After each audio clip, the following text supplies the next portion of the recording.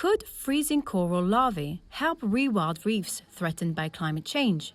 Scientists working on preserving Australia's Great Barrier Reef have successfully trialled a new cryopreservation method. It's called modern mesh technology, and it allows you to freeze and thaw very rapidly.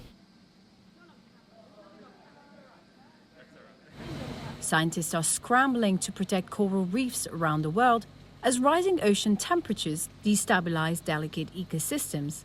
The Great Barrier Reef alone has suffered 4 bleaching events in the last 7 years.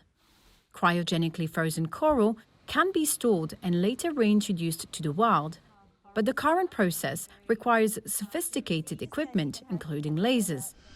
Scientists say a new lightweight cryomesh can be manufactured cheaply and better preserves coral.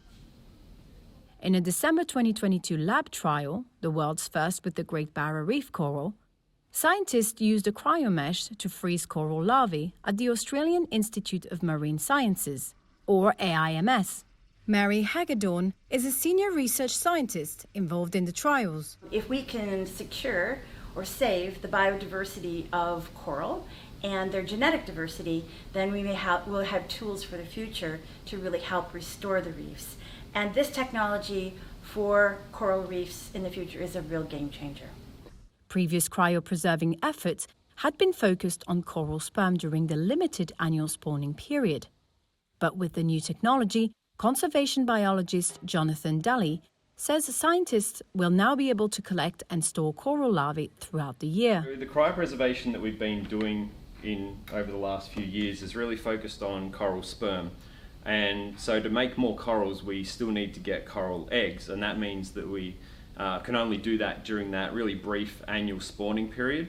But being able to freeze coral larvae is really a game changer because it means we can access coral larvae throughout the year.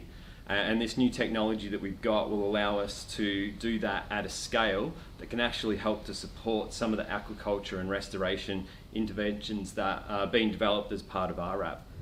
Trials are continuing with larger varieties of the Great Barrier Reef coral. They involved scientists from the AIMS, the Smithsonian National Zoo and Conservation Biology Institute, the Great Barrier Reef Foundation, and the Taronga Conservation Society Australia as part of the Reef Restoration and Adaptation Program. The mesh technology was devised by a research team from the University of Minnesota. It's fantastic. It's just amazing. The technology that the guys develop over at UMN, and then to be able to bring that here and apply it in the field with coral and have a real world output and application that can make a difference is just amazing.